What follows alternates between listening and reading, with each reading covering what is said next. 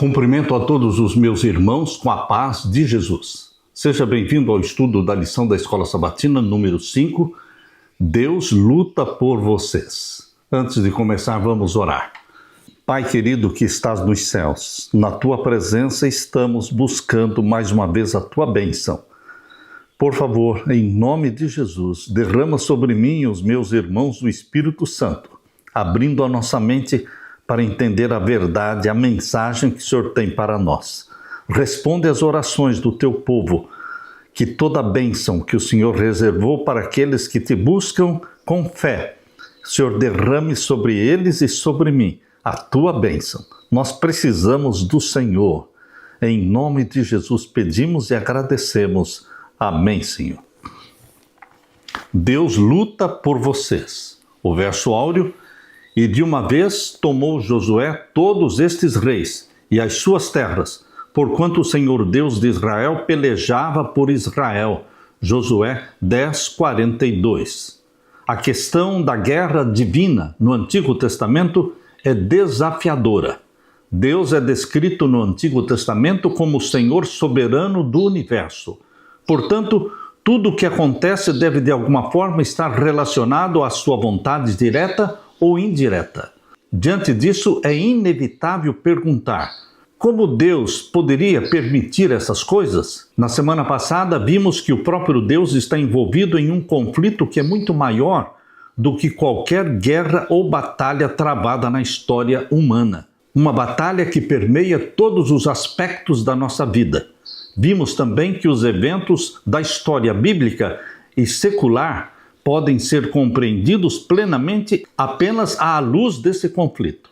Nesta semana, continuaremos a explorar a complexidade das guerras ordenadas por Deus, bem como as limitações e condições da guerra divina, a visão da paz eterna oferecida pelos profetas do Antigo Testamento e a relevância espiritual dessas guerras. Deus luta por você. O importante no estudo desta lição é aplicar a mensagem na sua vida, na minha vida. E qual a mensagem que Deus quer que você entenda? Deus ainda é aquele que luta as suas batalhas. Deus luta por você. Deus está do seu lado. Não saia do lado de Deus. Porque muitas vezes nós deixamos Deus. Não é Deus que nos deixa. Deus está lutando por você. Você é propriedade divina. Você foi comprado pelo sangue de Jesus. Você pertence a Deus. Eu pertenço a Deus. Deus quer que você seja templo do Espírito Santo. Deus quer viver em você através do Espírito Santo. E Ele quer lutar por você. A luta é de Deus. E Deus é vitorioso. E por isso, Jesus diz para você: tenha bom ânimo. Eu venci o mundo. Aleluia. Na parte de domingo, a iniquidade dos cananeus. Muitas vezes nós focamos as guerras e esquecemos os 400 anos que Deus deu de graça e de misericórdia para os cananeus. Se você esquecer o tempo da graça que Deus deu para eles e você se concentrar somente na guerra, você pode ficar confuso. Queridos, Deus concedeu 400 anos de misericórdia e de graça para as nações cananeias, para que eles mudassem de atitude e tivessem o arrependimento. Abra sua Bíblia e vamos ler em Gênesis capítulo 15 e o verso 16. Aqui nós lemos Gênesis capítulo 15, vamos ler a partir do verso 12. Ao pôr do sol, um profundo sono caiu sobre Abrão, e grande pavor e densas trevas tomaram conta dele. Então disse o Senhor: fique sabendo com certeza que a sua posteridade será peregrina em terra alheia, será reduzida à escravidão e será afligida durante 400 anos. Deus contou para Abraão o futuro. O que aconteceria com a sua descendência? Eles seriam afligidos como escravos por 400 anos. E aqui o verso 14 diz: mas eu castigarei a nação que os escravizar, depois eles sairão com muitas riquezas, e você irá para junto dos seus pais em paz, será sepultado em boa velhice. na quarta geração, ou seja, 400 anos depois, voltarão para cá, porque a medida da iniquidade dos amorreus ainda não se encheu. 400 anos de graça e de misericórdia. Abra sua Bíblia também em Levítico capítulo 18. Levítico capítulo 18, vamos ler então os versos 24 a 30. Aqui diz: não se contaminem com nenhuma destas coisas, porque com todas estas coisas se contaminaram as nações que eu vou expulsar da presença de vocês. A terra se contaminou, eu a castiguei por sua iniquidade e ela vomitou os seus moradores. Vocês, porém, guardarão os meus estatutos e os meus juízos e não farão nenhuma dessas abominações, nem o natural da terra, nem o estrangeiro que peregrina entre vocês. Porque os moradores desta terra, que nela estavam antes de vocês, fizeram todas essas abominações, e a terra se contaminou. Que não aconteça que a terra vomite vocês também, por terem se contaminado, como vomitou o povo que nela estava antes de vocês. Todo aquele que fizer alguma dessas abominações, sim, aqueles que as cometerem serão eliminados do seu povo. Portanto, vocês devem guardar a obrigação que têm para comigo, não praticando nenhum dos costumes abomináveis que foram praticados antes de vocês, e não se contaminem com eles. Eu sou o Senhor, o Deus de vocês. Deus vomitou as nações que estavam vivendo ali em Canaã, porque eram abomináveis, eram ímpias e tiveram tempo suficiente para se arrepender. Deus não castiga, Deus não pune, sem primeiramente dar o tempo de graça, de arrependimento. Queridos, vamos ler também Deuteronômio capítulo 18. Deuteronômio capítulo 18, vamos ver os versos 9 a 14. Aqui diz: quando vocês entrarem na terra que o Senhor, seu Deus, lhes der, não aprendam os costumes abomináveis daqueles povos, que não existe entre vocês ninguém que queime o seu filho ou a sua filha em sacrifício, nem que seja adivinho, prognosticador, agoureiro, feiticeiro, encantador, necromante, praticante de magia ou alguém que consulte os mortos. Aquele povo que vivia em Canaã era um povo de bruxarias, de feitiçarias e de comunicação com os mortos, espíritas. E aqui diz ainda no verso 12: pois todo aquele que faz tal coisa é abominação ao Senhor, e por estas abominações o Senhor, o Deus de vocês, está expulsando esses povos de diante de vocês. Sejam perfeitos para com o Senhor seu Deus, porque as nações desta terra que vocês vão possuir ouvem os prognosticadores e os adivinhos, mas o Senhor, o Deus de vocês, não permitiu que vocês fizessem tal coisa. Queridos, aqui Deus fala de uma forma muito clara da feitiçaria, da bruxaria, da consulta aos mortos, de queimar crianças a Satanás, ao deus Moloque. Deus condenou essas nações ímpias que viviam em Canaã. O que todos estes textos que nós lemos nos dizem sobre o plano maior de Deus em oferecer a terra de Canaã aos israelitas? Deus está advertindo o seu povo para que não vivam e não pratiquem os pecados e as abominações que as nações que viviam em Canaã praticavam.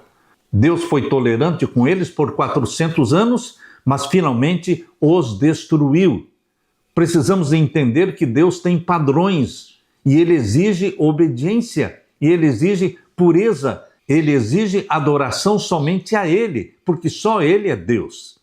Precisamos ir além do livro de Josué para entender quão grave era a iniquidade das nações que habitavam em Canaã.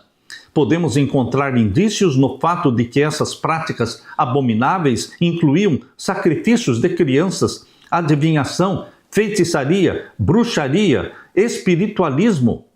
Queridos, a descoberta dos antigos textos ugaríticos da cidade de Ras-Shamra trouxe mais informações sobre a religião e a sociedade cananita. Esses registros mostram que a condenação dessa cultura não era apenas compreensível, mas pelos padrões morais do Antigo Testamento era totalmente justificado aquilo que Deus estava fazendo.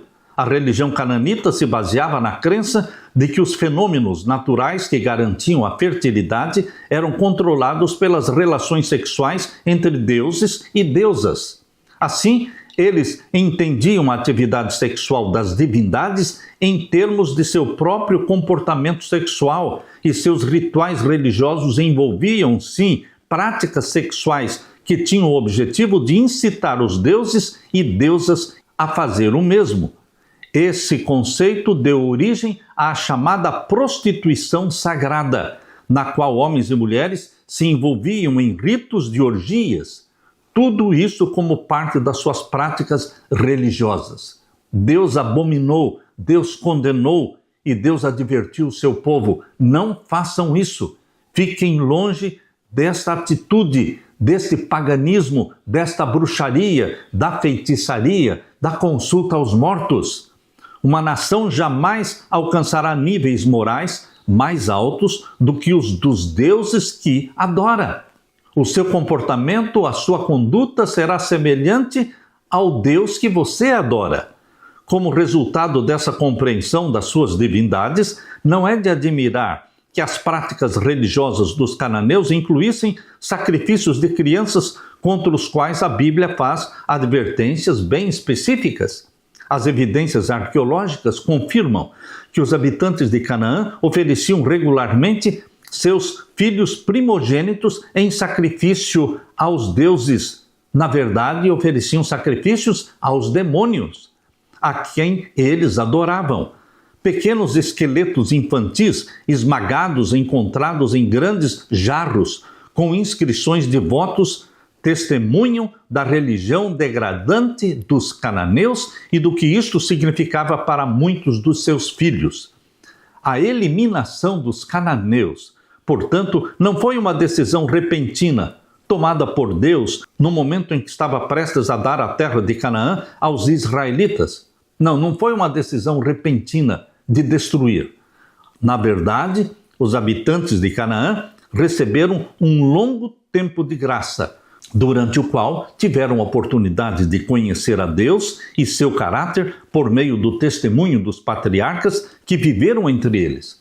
Os cananeus tiveram todas as oportunidades, mas obviamente as desperdiçaram e continuaram em suas práticas abomináveis até que o Senhor precisou pôr fim a elas. Portanto, o foco não pode somente ser a destruição dos cananeus, mas o foco deve ser o tempo de graça. Não foi pouco tempo, cerca de 400 anos de graça de misericórdia, e Deus tolerou, e finalmente a porta da graça se fechou para aquelas nações cananitas pagãs. Meu querido irmão, assim é Deus ainda hoje. A porta da graça está aberta, mas ela vai se fechar um dia. E então Deus condenará e destruirá não somente Satanás, os demônios, ele destruirá também aqueles que se tornaram submissos a Satanás. Deus destruirá todos os ímpios. Deus é o mesmo ontem, hoje e eternamente. Deus não muda. Mas o sistema de governo mudou. E o sistema de governo naquele tempo era uma teocracia. Somente Deus sabe quanta misericórdia, quanta tolerância, quanto tempo de graça foi dado para aquele povo cananita, e finalmente Deus deu um basta.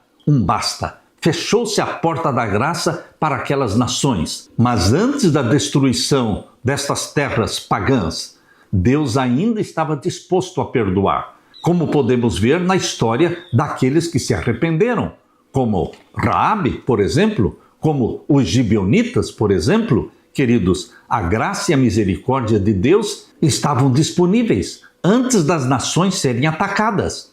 Isso nós vemos claramente na história de Raabe.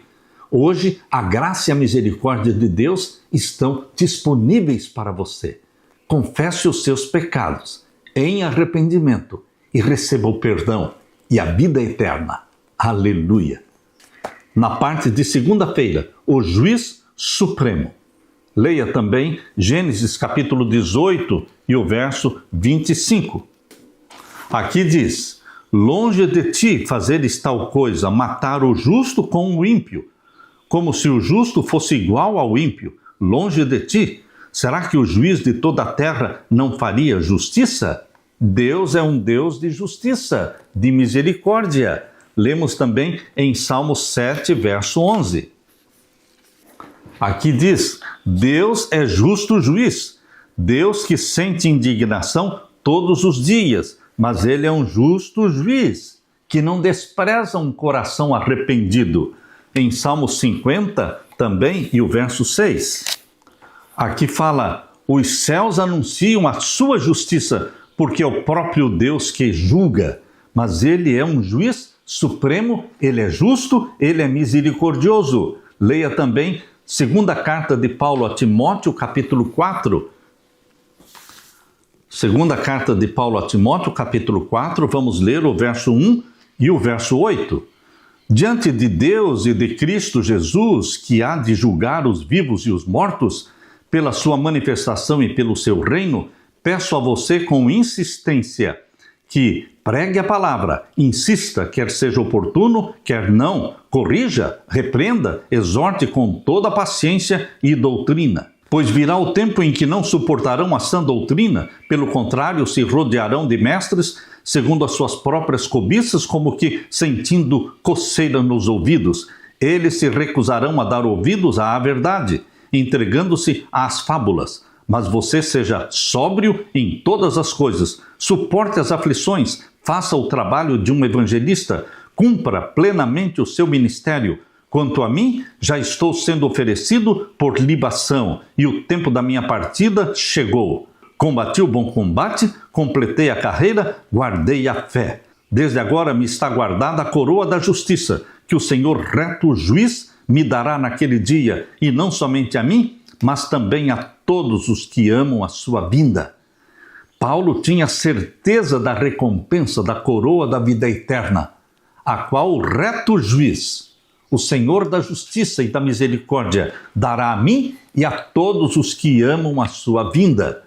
A santidade do caráter de Deus significa que Ele não tolera o pecado. Ama o pecador, mas não tolera o pecado. Ele é paciente, mas o pecado deve receber seu salário final, que é a morte. Romanos 6,23 diz que o salário do pecado é a morte, mas o dom gratuito de Deus é a vida eterna em Cristo Jesus. Yahvé declarou guerra contra o pecado, independentemente de onde ele fosse encontrado, quer entre os cananeus ou no meio dos israelitas. Deus condenava o pecado, quer entre os cananitas, quer entre os israelitas. Meu querido irmão, o pecado é pecado. Israel não foi santificado por participar de guerras santas, assim como outras nações também não foram. Mesmo quando elas se tornaram o meio do juízo de Yahvé contra sua nação escolhida, diferentemente de outros povos do Antigo Oriente Próximo, os israelitas experimentaram a reversão da Guerra Santa, quando Deus não mais lutou por eles, mas contra eles, permitindo seus inimigos que os oprimissem, como vemos em Josué capítulo 7. Quando o povo de Deus peca, Deus age da mesma forma como se fossem os ímpios cananitas. Aqui diz a história do pecado de Acã em Josué capítulo 7, quando Deus trouxe maldição sobre o seu povo porque existia pecado oculto, pecado escondido entre o povo. Todo conceito de guerra santa pode ser compreendido apenas se for visto à luz da atuação de Deus como juiz.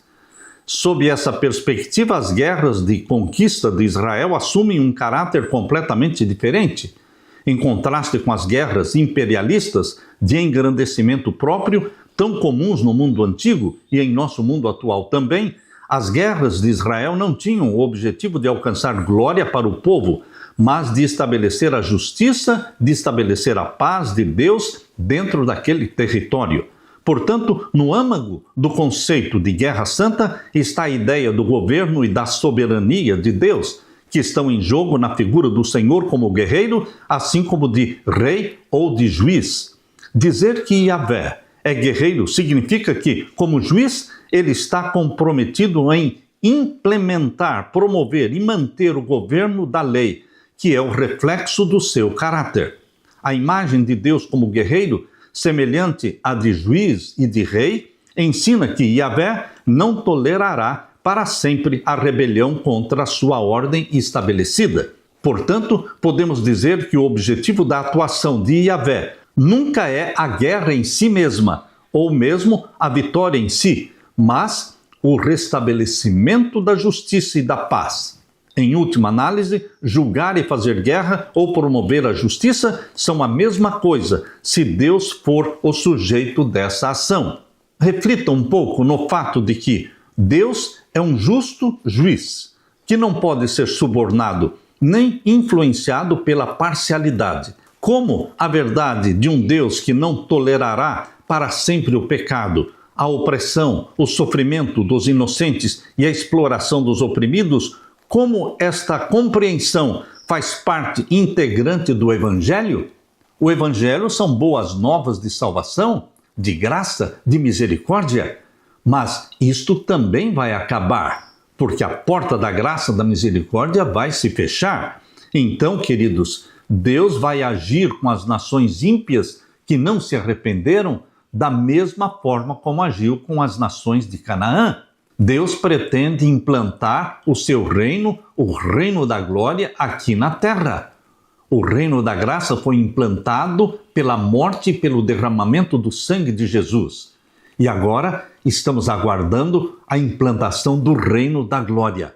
Por isso, as nações ímpias que se aliaram a Satanás contra Deus e os seus planos, estas nações serão destruídas no final dos 1000 anos, quando a Nova Jerusalém descer do céu e as nações ímpias cercarem a cidade, tentando tomá-la, conquistá-la, descerá fogo do céu e eles serão consumidos pelo fogo. Isto está claramente revelado em Apocalipse capítulo 20. Abra sua Bíblia em Apocalipse capítulo 20,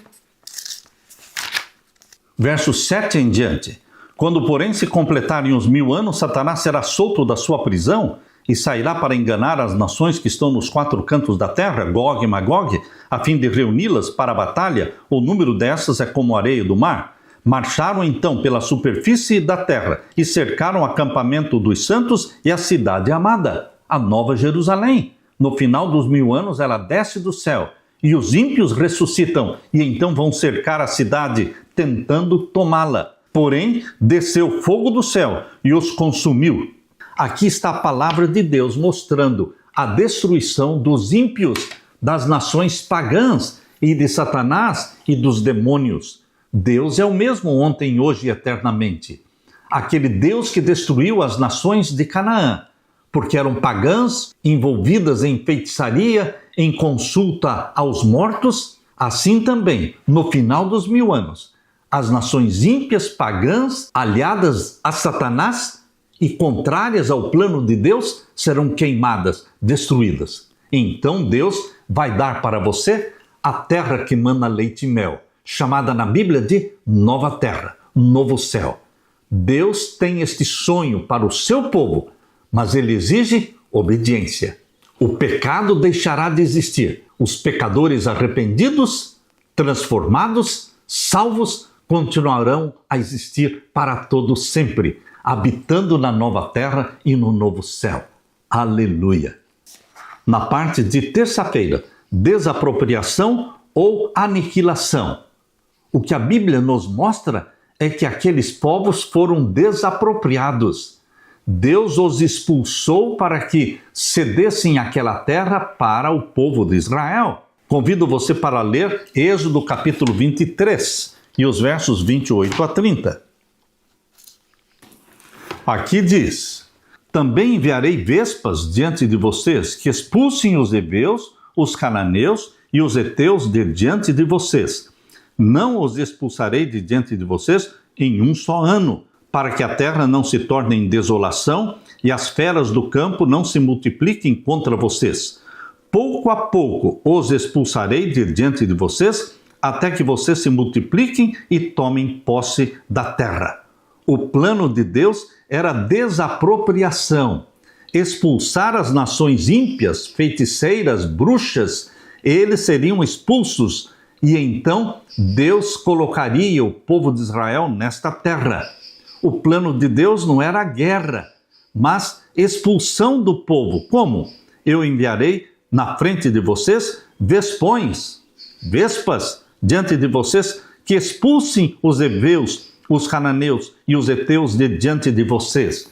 Este era o plano original de Deus. Deus não pretendia que Israel lutasse, ele lutaria.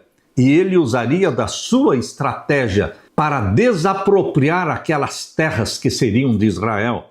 Lemos também em Êxodo capítulo 34, verso 13. Aqui diz: pelo contrário, derrubem os altares deles, quebrem as suas colunas e cortem os postes da deusa Azerá. Quando Israel se apropriasse da terra de Canaã, o que eles deveriam fazer? Derrubem os altares deles, quebrem as suas colunas e cortem os postes da deusa Azerá. E lemos também em Deuteronômio capítulo 7 e o verso 5. Aqui diz: mas o que vocês devem fazer é derrubar os altares dessas nações, quebrar as suas colunas sagradas, cortar os postes da deusa Azerá e queimar as suas imagens de escultura. Deus não queria que o povo de Israel se prostituísse com a religião pagã, os ídolos, e eles deveriam destruir tudo, até mesmo queimar os bosques onde estas nações pagãs adoravam os seus deuses. O propósito original de Deus para os cananeus não era aniquilá-los, mas, em vez disso, desapropriá-los do território. Quando examinamos as passagens que descrevem a maneira como Israel teve que se envolver nas batalhas da conquista, vemos que elas utilizam termos que descrevem a desapropriação, a expulsão, a dispersão dos habitantes da terra prometida. Por outro lado, os textos que ordenam que Israel deveria destruir alguma coisa se referem especialmente a objetos inanimados, como artigos de adoração pagã e objetos dedicados à destruição. Evidentemente, os locais de adoração pagã e os altares constituíam os principais centros da religião cananita. A Guerra Santa se dirigia principalmente à cultura. A Guerra Santa se dirigia à sociedade corrupta de Canaã. Para evitar a contaminação, Israel teve que destruir todos os elementos que estavam propagando a corrupção. No entanto, todos os habitantes de Canaã e aqueles que individualmente reconheceram a soberania de Deus, antes ou mesmo durante a conquista de Canaã, puderam ser salvos por meio da imigração. A única parte da população cananeia condenada à destruição consistia naqueles que se retiraram para as cidades fortificadas e continuaram a se rebelar de maneira obstinada contra o plano de Deus para os israelitas e endureceram o coração. Quando analisamos os textos da Bíblia relacionados à conquista de Canaã, observamos que a intenção original que Deus tinha para conquistar Canaã era dispersar a população cananeia, expulsá-los dali, não matá-los. Entretanto, os cananeus, assim como o rei do Egito, endureceram o coração e se apegaram à cultura a tal ponto que eliminar a sua cultura significava que eles também deveriam ser eliminados, destruídos. Quais os elementos do seu caráter e dos seus hábitos que precisam ser eliminados? Se você e eu desenvolvermos a mesma idolatria, adorando ídolos, praticando feitiçaria, bruxaria, necromancia, consultando os mortos, se nós, povo de Deus, começarmos a praticar a mesma idolatria dos pagãos, nós seremos destruídos assim como os pagãos naquele tempo foram destruídos. Deus não muda. Deus odeia o pecado. Seja na sua vida ou na vida de um outro ímpio, Deus odeia o pecado e ama o pecador arrependido e oferece graça, misericórdia e perdão. Aleluia por este Deus a quem nós adoramos. Aleluia. Na parte de quarta-feira, livre-arbítrio, liberdade de escolha. Mesmo as nações pagãs tinham a liberdade de aceitar o Deus de Israel. Que Deus é este que usa de misericórdia? Mesmo um pouco antes de Jericó ser destruída, Deus ainda salvou Raabe e toda a sua casa, toda a sua família que ela trouxe para dentro da sua casa. Todos foram salvos. Por que outros não poderiam ser salvos? Se outros, além de Raabe, além de Jericó, se arrependessem e aceitassem o Deus de Israel, não seriam eles também poupados e salvos? Com certeza. Abra sua Bíblia em Deuteronômio capítulo 20, vamos ler o verso 10. Aqui diz: quando vocês se aproximarem de uma cidade para lutar contra ela, apresentem-lhe primeiro uma proposta de paz. Estão vendo aqui? Antes de guerrearem e destruírem a cidade, apresentem uma proposta de paz. Se as pessoas daquela cidade, se os habitantes da cidade aceitarem o Deus de Israel, se submeterem ao Deus de Israel, que é o único Deus verdadeiro, Criador dos céus e da terra, então haverá perdão para eles. As pessoas que viviam nestas cidades condenadas por Deus para serem destruídas e que não se arrependeram e que não se submeteram ao Deus de Israel, deveriam ser destruídos. Deus deu o livre-arbítrio para as nações pagãs. Elas conheciam quem era o Deus de Israel. Quando você lê a história de Raabe e ela diz: nós ouvimos o que vocês fizeram para aquele rei, para aquele outro rei, nós ouvimos de como vocês atravessaram o Mar Vermelho em seco, nós vimos com os nossos próprios olhos o Rio Jordão sendo secado e vocês atravessaram o Rio Jordão em seco, nós vimos e nós aceitamos o Deus de Israel. Por que só Raabe aceitou? Porque todos os habitantes de Jericó presenciaram o poder do Deus de Israel. Eles também poderiam ter se submetido, se humilhado e se arrependido. Desde o surgimento do pecado no mundo, não há neutralidade. Ou estamos do lado de Deus, ou estamos contra Deus. Um lado leva para a vida eterna e o outro leva para a morte eterna. Assim era naquele tempo, assim também é hoje ainda. As pessoas entregues à destruição foram aquelas que se rebelaram contra os propósitos de Deus e os desafiaram, rejeitando todo arrependimento. Portanto, a decisão de Deus de destruí-los não foi uma decisão arbitrária nem nacionalista. Israel poderia esperar o mesmo destino que os ímpios tiveram, se decidissem adorar os deuses, os ídolos que aquelas nações adoravam. Isto está em Deuteronômio capítulo 13.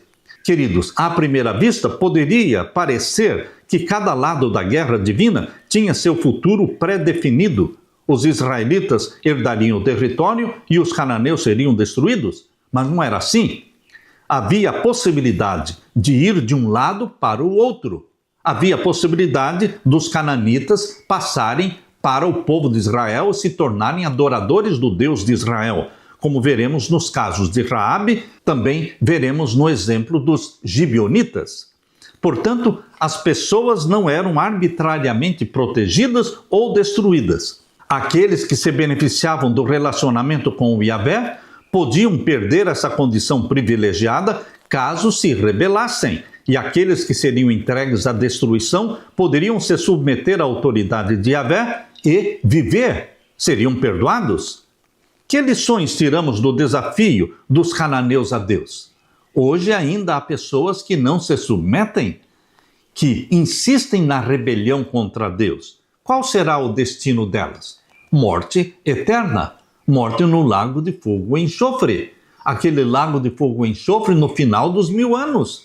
Queridos, o fim dos ímpios e rebeldes, o fim será o mesmo. Deus não muda. O fato de Deus estar postergando o lago de fogo e enxofre, postergando para ser lá no final dos 1000 anos, isso não significa que Deus mudou. Somente a destruição dos ímpios hoje não está sendo repentina, imediata, mas ela virá, com certeza. A destruição dos ímpios virá, conforme diz Apocalipse capítulo 20, versos 8 até o verso 11. Deus dá o livre-arbítrio E você, meu querido irmão, está sendo convidado por Deus para confessar os pecados, para aceitar a Jesus como Salvador e para se tornar um filho, uma filha, obedientes a Deus. Porque Ele é Deus, exige obediência. Ele nos deu sua santa lei, que é um reflexo do seu caráter. E com alegria nós vamos obedecer os mandamentos de Deus, porque Ele nos amou e nos salvou, em nome de Jesus, pelo poder de Jesus Cristo. Aleluia! Na parte de quinta-feira, Príncipe da Paz. Quem é o seu Príncipe da Paz? Jesus Cristo é o Príncipe da Paz. Esse é um título dado por Deus ao seu Filho. Isto está em Isaías capítulo 9 e o verso 6. Abra sua Bíblia, Isaías capítulo 9 e o verso 6. Aqui diz: porque um menino nos nasceu. Esta é uma profecia messiânica, que se cumpriu no nascimento de Jesus. Porque um menino nos nasceu, um filho se nos deu. O governo está sobre os seus ombros e o seu nome será Maravilhoso Conselheiro, Deus Forte, Pai da Eternidade, Príncipe da Paz. Esse é o nosso Jesus, esse é o nosso Messias. E o capítulo 11 de Isaías, versos 1 a 5, fala dos planos de Deus. Vamos dizer que existia o plano A com Israel literal. Caso Israel aceitasse o Messias, então seria implantado o plano A de Deus, exatamente como está aqui em Isaías capítulo 11, também em Isaías capítulo 65 e o capítulo 66. Todos estes capítulos de Isaías estão falando do plano A, caso Israel aceitasse o Messias. Mas existe também o plano B, que é o plano do Novo Testamento, porque Israel rejeitou o Messias, e então veio o plano B, que é fazer de todo aquele que abraça Jesus como Salvador, de todos os cristãos que se converteram a Jesus, Deus faz deles um novo Israel, o Israel do Novo Testamento. Portanto, meu querido irmão, quando você estiver lendo Isaías capítulo 11, pense no plano A que Deus tinha para com Israel literal, caso eles aceitassem a Jesus como Salvador, como nação. Lemos então o capítulo 11 de Isaías, versos 1 até o verso 5. Do tronco de Jessé sairá um rebento, e das suas raízes brotará um renovo. Repousará sobre ele o Espírito do Senhor, o Espírito de sabedoria e de entendimento, o Espírito de conselho e de fortaleza, o Espírito de conhecimento e de temor do Senhor. Ele terá o seu prazer no temor do Senhor. Não julgará segundo a aparência, nem decidirá pelo que ouviu dizer, mas julgará com justiça os pobres e decidirá com equidade a favor dos mansos da terra. Castigará a terra com a vara da sua boca e com o sopro dos seus lábios matará o perverso. O cinto dele será a justiça e a verdade será a faixa na cintura. O lobo habitará com o cordeiro, o leopardo se deitará com o cabrito, o bezerro e o leão novo. E o novilho gordo andarão juntos, e um pequenino os guiará. A vaca e a ursa pastarão juntas, e as suas crias juntas se deitarão. E o leão comerá palha como boi. A criança de peito brincará sobre a toca da cobra, e o já desmamado meterá a mão no ninho da serpente. Não se fará mal nem dano algum em todo o meu santo monte, porque a terra se encherá do conhecimento do Senhor, como as águas cobrem o mar. A partir de Israel como nação escolhida, o conhecimento de Deus se espalharia por toda a terra. Assim diz aqui, porque a terra se encherá do conhecimento do Senhor.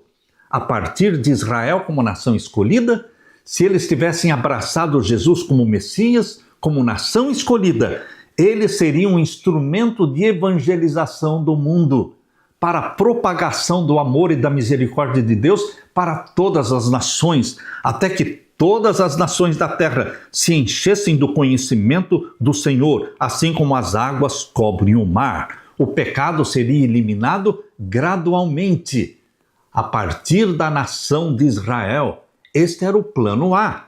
Aqui em Isaías 60, mostra muito bem o plano de Deus, o plano A de Deus. Aqui diz o verso 1 em diante: levante-se, resplandeça, porque já vem a sua luz, e a glória do Senhor está raiando sobre você. Porque eis que as trevas cobrem a terra, e a escuridão envolve os povos. Mas sobre você aparece resplandecente o Senhor, e a sua glória já está brilhando sobre você. Deus está falando da nação de Israel. A nação de Israel deveria brilhar diante do mundo. E a atenção do mundo todo estaria voltado para Israel, que seria uma nação onde a morte prematura desapareceria, não existiria delinquência juvenil, não existiriam adolescentes aborrecentes que fossem rebeldes contra os seus pais. Isso está muito claro quando você lê Isaías capítulo 65, Isaías 65 e o verso 17. Porque eis que eu crio novos céus e nova terra. No plano A, Deus criaria um novo céu, uma nova terra, a partir de Israel. Queridos, aqui diz, e não haverá lembrança das coisas passadas, jamais haverá memória delas. Exultem-se e alegrem-se para sempre no que eu crio, porque eis que crio para Jerusalém alegria e para o seu povo exultação. E o verso 20, não haverá mais nela criança que viva somente alguns dias. A morte prematura de crianças desapareceria gradualmente. E aqui diz, o verso 20 ainda, nem velho que não complete os seus dias. Ainda existiria a velhice, mas o povo de Deus teria longevidade. Porque diz aqui, verso 20, porque morrer aos 100 anos será morrer ainda jovem, e quem pecar só aos 100 anos será amaldiçoado. Deus continuaria odiando o pecado, mas haveria longevidade para o povo de Israel, porque aqui diz, quem morresse aos 100 anos, diriam, ele morreu jovem. Deus eliminaria gradualmente o pecado e as doenças. Não haveria morte prematura de crianças, e os velhos viveriam longa vida. Eles construirão casas e nelas habitarão, plantarão vinhas e comerão do seu fruto. Muitas informações que nós temos aqui em Isaías 65, muitas destas informações ainda se aplicam ao plano B de Deus, com Israel espiritual, com a nova terra que Deus vai criar no final dos 1000 anos. Muitas destas informações ainda se aplicam ao plano B. Mas quando você lê o capítulo 65 inteiro, você só vai entender se você compreender o plano A.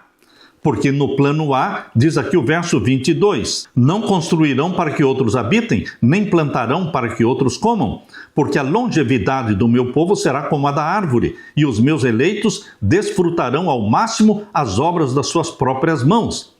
Não farão o seu trabalho em vão, nem irão gerar filhos para a calamidade, porque são a descendência dos benditos do Senhor, e os seus filhos estarão com eles. Antes mesmo que clamem, eu responderei, estando eles ainda falando, eu os ouvirei. O lobo e o cordeiro passarão juntos, e o leão comerá palha como o boi, pó será a comida da serpente, não se fará mal nem dano algum em todo o meu santo monte, diz o Senhor. Este era o plano A. Na nova terra que Deus vai criar, no final dos 1000 anos, depois que os ímpios forem queimados, Deus cria essa nova terra. E então muitas destas informações de Isaías 65 vão se cumprir, mas não em sua totalidade, porque na nova terra nós não teremos o nascimento de crianças. Na nova terra nós não vamos ter a velhice. Mas, queridos, estes textos aqui que falam do lobo e do cordeiro pastando juntos e o leão comendo palha como boi, isto acontecerá também na nova terra. O verso 17 de Isaías 65 vai se cumprir ao pé da letra, porque eis que crio novo céu e nova terra, e não haverá lembrança das coisas passadas, jamais haverá memória delas. Isto se aplica ao plano B também. O verso 21 também se aplica ao plano B. Eles construirão casas e nelas habitarão, plantarão vinhas e comerão do seu fruto. Somente a capital da nova terra vem pronta do céu, a nova Jerusalém. Mas nós vamos viver em toda a extensão da terra e vamos construir nossas casas e plantar nossas vinhas e nós comeremos do fruto das nossas mãos. Não construiremos para que outros habitem, porque ninguém vai tomar nossas casas. Não plantarão para que outros comam, porque ninguém vai nos desapropriar da terra renovada. Porque a longevidade do meu povo será como a da árvore. Não será como a da árvore, porque a árvore, embora viva ainda 800 anos ou 1000 anos, a árvore morre. Mas no plano B, a longevidade do povo de Deus é eterna, porque vamos comer do fruto da árvore da vida, assim como está em Apocalipse capítulo 22. Ali diz que nós vamos comer do fruto da árvore da vida e vamos ter vida eterna. Meu querido irmão, o príncipe da paz, Jesus Cristo, aquele que foi dado para a família humana, um filho se nos deu, um menino nos nasceu. Queridos, foi uma dádiva eterna que Deus o Pai fez, dando Jesus Cristo para a família humana. Ele se tornou um de nós para todos sempre. Ele é o nosso príncipe da paz. Imitando a Jesus Cristo, o nosso príncipe da paz, nós deveremos ser também homens e mulheres de paz, pacificadores. De que maneira? Ao imitar Jesus, você pode ser um agente de paz nos conflitos que enfrenta hoje. Você é pacificador. Você recebe os traços de caráter de Jesus Cristo. Esses traços de caráter são mansidão, domínio próprio, a bondade, a fidelidade. Todos esses traços de caráter de Jesus são transferidos para você, são implantados pelo Espírito Santo em você. Nós nos espelhamos em Jesus Cristo, nosso Salvador. O que nós vemos através da lição desta semana é que Deus é tardio para se irar. Ele esperou por 400 anos que as nações de Canaã se arrependessem, para que não fossem destruídas. O Senhor deu às nações ímpias um tempo de graça, para que pudessem se familiarizar com Ele e com o seu caráter. A condenação delas foi de acordo com a luz dada. A mesma atitude de Deus para com estas nações de Canaã é a mesma atitude de Deus hoje para com os ímpios que se rebelam, que não se humilham. Aqueles que se rebelam contra Deus e que não querem guardar os mandamentos de Deus, a porta da graça vai se fechar para eles e para nós. Mas nós que vivemos em comunhão com Deus, salvos em Jesus Cristo, a porta da graça se fecha e nós continuaremos salvos. Mas os ímpios, quando a porta da graça se fechar, não haverá mais tempo para arrependimento. E então virá a destruição. E Deus criará um novo céu e uma nova terra, onde habita a justiça de Deus. O trono de Deus estará aqui. O plano de Deus revelado em Apocalipse 21 e 22 é o plano de Deus da terra de Canaã. A nova terra de Canaã para você que ama Jesus Cristo e que guarda os mandamentos de Deus. Por isso diz aqui o capítulo 21, vi um novo céu e uma nova terra, pois o primeiro céu e a primeira terra passaram e o mar já não existe. Vi também a cidade santa, a nova Jerusalém que descia do céu, da parte de Deus, preparada como uma noiva enfeitada para o seu noivo. Então ouvi uma voz forte que vinha do trono e dizia: eis o tabernáculo de Deus com os seres humanos, Deus habitará com eles, eles serão povos de Deus, e Deus mesmo estará com eles e será o Deus deles. E lhes enxugará dos olhos toda lágrima, e já não haverá mais morte, já não haverá mais luto, nem pranto, nem dor, porque as primeiras coisas passaram. O trono de Deus estará aqui entre nós. Capítulo 22, verso 1 diz: então o anjo me mostrou o rio da água da vida, brilhante como cristal, que sai do trono de Deus e do Cordeiro. No meio da praça da cidade, e de um e de outro lado do rio, está a árvore da vida, que produz 12 frutos, dando o seu fruto de mês em mês. E as folhas da árvore são para a cura dos povos. Nunca mais haverá qualquer maldição. Nela estará o trono de Deus e do Cordeiro, os seus servos o adorarão, contemplarão a sua face, e na sua testa terão gravado o nome dele. Então já não haverá noite e não precisarão da luz de lamparina, nem da luz do sol, porque o Senhor Deus brilhará sobre eles e reinarão para todo sempre. Plano de Deus para você. Sonho de Deus para você. Você, meu querido irmão, minha querida irmã, você está disposto a abraçar Jesus como Salvador? e deixar que o Espírito Santo implante em você a mente obediente, a mente santa e obediente de Jesus, e o seu nome estará registrado no livro da vida do Cordeiro. E você fará parte deste sonho de Deus, habitando na presença de um Deus para todo sempre, comendo da árvore da vida para todo sempre. Aleluia! Deixo com você este convite. Deixe-me orar com você. Pai querido que estás nos céus, obrigado pelo convite que o Senhor nos faz, pelo plano B, com Israel espiritual, com todos aqueles que abraçam a Jesus como Salvador e se tornam filhos e filhas do Pai Celestial. Volte logo nos buscar, querido Jesus, e nos levar para o céu. Salva-nos. Em nome de Jesus pedimos e agradecemos. Amém, Senhor. Amém. Deixo com você, meu irmão e minha irmã, a paz de Jesus. Amém.